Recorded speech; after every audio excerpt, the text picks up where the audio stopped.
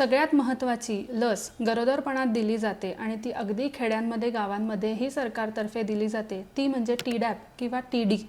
ह्यातमध्ये 3 आजार म्हणजे टिटॅनस, डिफ्तेरिया व पर्ट्युसिस ह्याची बाळाला लागण होणार नाही ह्यासाठी हे डोस दिलेले असतात.